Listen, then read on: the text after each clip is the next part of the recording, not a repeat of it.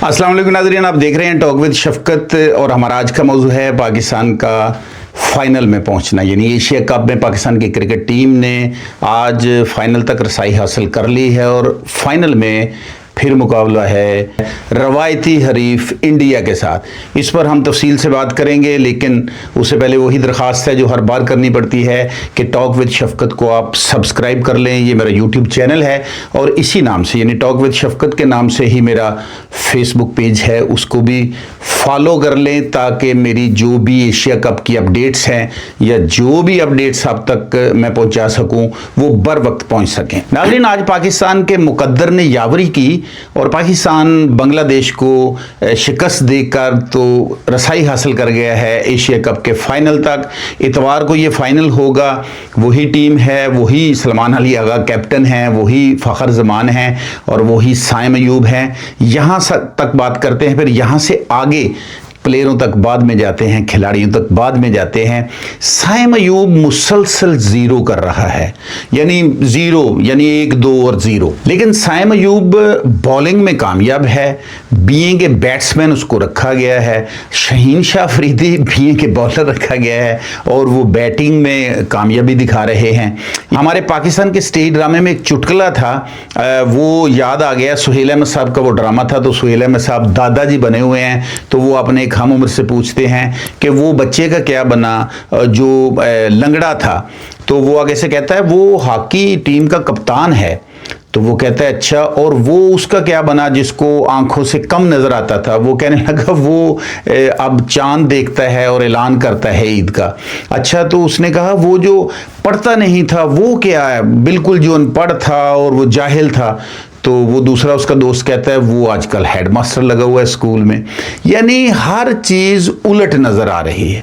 और फिर वो कहता है, सुहेल अहमद साहब कहते हैं दूसरे अपने साथी को कि अच्छा वो लड़का जो साइकिल चलाते हुए बार बार गिर जाता था, उसको साइकिल ही चलानी आती थी, वो आजकल क्या करता है। तो वो उसका दोस्त कहता है, सुहेल साहब का दोस्त कहता है जी वो आजकल न्यू खान की गाड़ी चला रहा है। तो ये था तो एक चुटकुला, लेकिन बेसिकली ये अक्कासी थी हमारे सिस्टम की, पाकिस्तान के हर इदारे के सिस्टम की, खासकर हॉकी, क्रिकेट और एथलेटिक्स में जो बेड़ा गर्क हो रहा है दिन ब दिन, उसकी अक्कासी करता हुआ ये क्लिप था। जब मैंने देखा ये क्लिप तो मेरा ध्यान फौरन चला गया कि पाकिस्तान की क्रिकेट टीम भी ऐसी ही सिलेक्शन के ज़रिए वहाँ जो है वो यूएई में पहुँची हुई है। यानी कि कैप्टन को कुछ पता नहीं किसको बॉलिंग देनी है किसको नहीं देनी। बैट्समैन जिसको being a batsman as a batsman लेकर गए हैं वो बॉलिंग में कामयाब हुआ है। जो बॉलिंग में कामयाब जिसको कराने के लिए लेकर गए थे वो बैटिंग में कामयाब हुआ है। कोई जीरो कर रहा है, जीरो से बन रहा। मोहम्मद नवाज और हुसैन तलत पे इतना ज़्यादा क्रिटिसाइज किया गया था कि इनकी जगह नहीं बनती, इनको किसने भेज दिया, ये कहाँ से आ गए, और वो स्कोर कर रहे हैं और मैन ऑफ द मैच बने हुए हैं। फ़खर जमान के बारे में कहा जा रहा था कि वो बड़ा सीनियर प्लेयर है, वो विनिंग प्लेयर है, वो ये कर देगा वो कर देगा, वो नहीं चल पा रहा।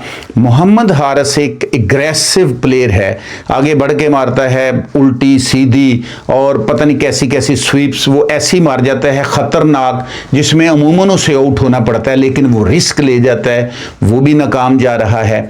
तो इस तरह यके बाद दीगरे, फ़हीम अशरफ आया तो कुछ थोड़ी सी जान क्रिकेट में आई। हुसैन तलत और मोहम्मद नवाज उन्होंने भी कुछ क्रिकेट में एक जिद्दत पैदा की और कुछ थोड़ा सा वापसी लाए। देखना ये है कि आज की अगर गेम को आप देखें कि किस तरह पाकिस्तान ने मर के 135 किए, यानी तरले लेकर 135 किए। और वो दूसरी टीम बांग्लादेश की टीम थी, वह उनके पास कोई ऐसा बैट्समैन नहीं था जो ज़्यादा अच्छा खेल सकता, वरना 135 को स्कोर नहीं था। और अब हम उम्मीद लगा के बैठे हैं कि पाकिस्तान फाइनल में इंडिया को हराएगा। अब अंदाज़ा लगाएं इंडिया से 2 मैच हम ऑलरेडी वहीं यूएई में एशिया कप के 2 पूल मैच जो हैं वो हम हार चुके हैं, जिसको ग्रुप मैच कहते हैं। तो फाइनल कैसे जीत सकता है पाकिस्तान? पाकिस्तान के कैप्टन और पाकिस्तान के दूसरे प्लेयर कह रहे हैं कि हमने एक हिकमत अमली तैयार कर ली है। हिकमत अमली किस चीज़ की तैयार कर ली है? वो हिकमत अमली पहले 2 मैचों में क्यों नहीं आपने तैयार की?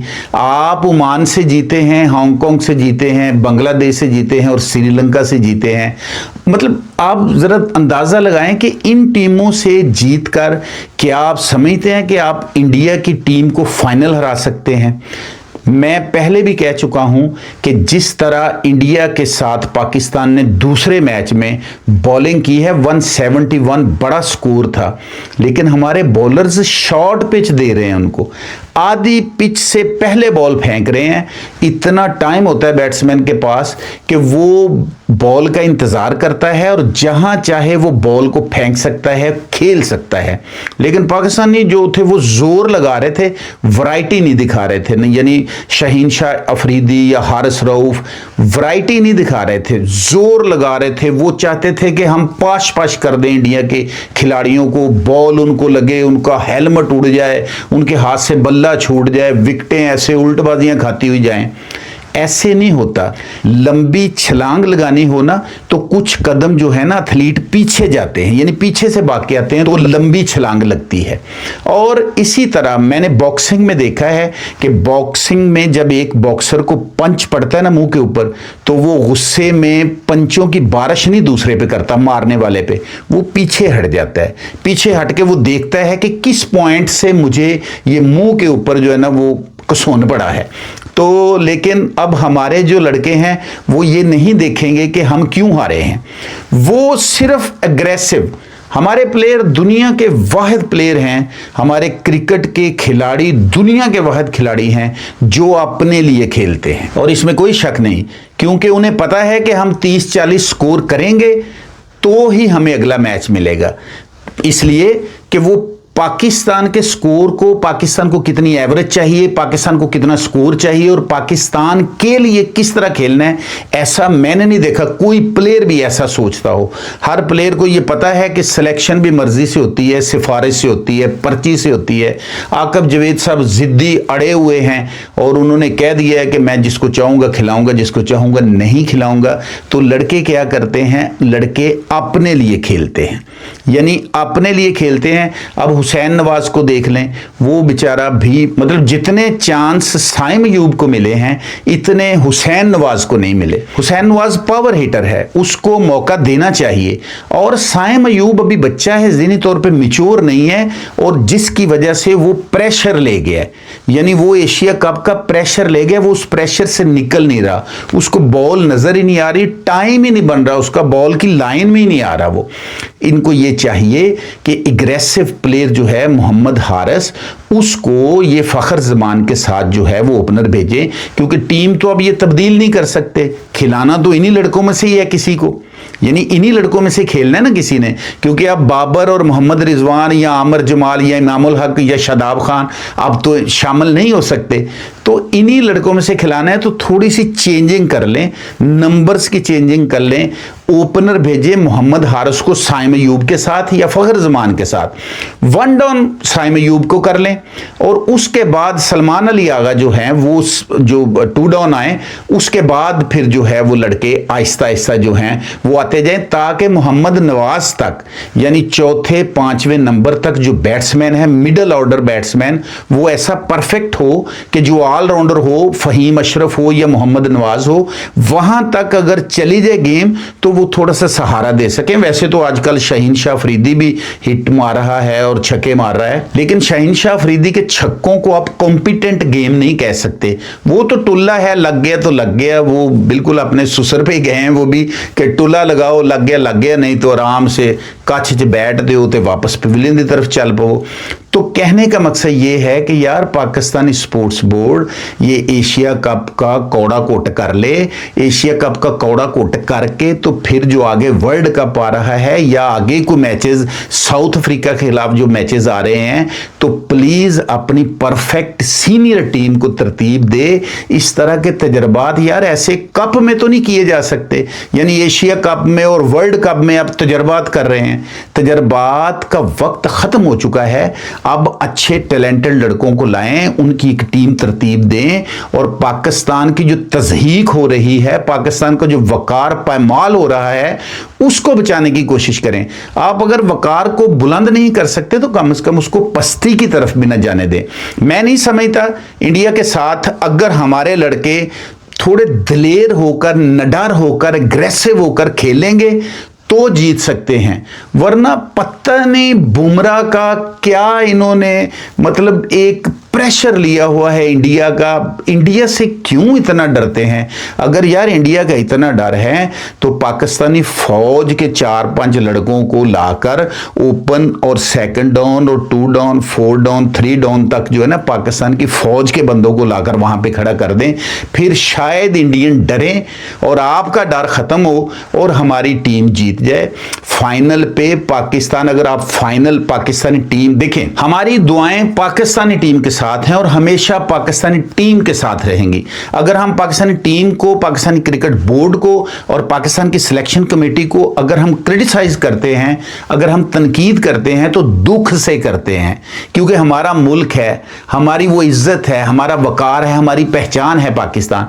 तो जब हमारे क्रिकेटर्स, इस तरह के क्रिकेटर्स आप लेके जाएंगे जो गली मोहल्लों के जो प्लेयर हैं उनसे भी नाकस खेल का मुजाहरा करते हैं, तो फिर दुख तो होता है, फिर तनकीद तो बर्दाश्त करनी होगी। आपको तनकीद तो होगी, मैं करूं या वट एवर कोई और करे। अब इतवार वाले दिन पाकिस्तान की क्रिकेट टीम को एक होकर खेलना होगा, ग्रुप बंदी से निकलना होगा। आकब जवेद के इतने बंदे हैं, सलमान अली आगा को कैप्टन इतने बंदे मानते हैं, फलां शहीन शाह अफरीदी को फलां 3-4 लड़के कप्तान बनाना चाहते हैं। ये सब कुछ वाबस्तगी अपनी रखें, लेकिन एक बात याद रखें, यूनाइट होकर खेलें।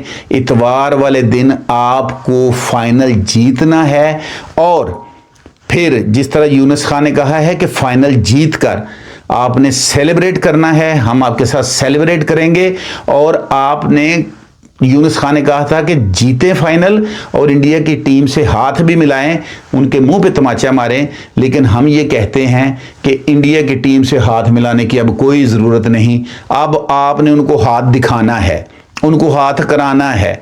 अब ये सज्जी दिखा के तो खब्बी मारनी है तुसी, फिर बात बनेगी। वो कहते नहीं कि इथों सीधा जा उथों सज्जे हो जा, उथों खब्बे हो जा, तो उथों सज्जे खब्बे ना हो जी। फाइनल वाले दिन प्लीज़ मेरे प्लेयरों, मेरे शहीनों और मेरे फ़ख्रों, फाइनल वाले दिन सज्जे खब्बे ना हो जाना।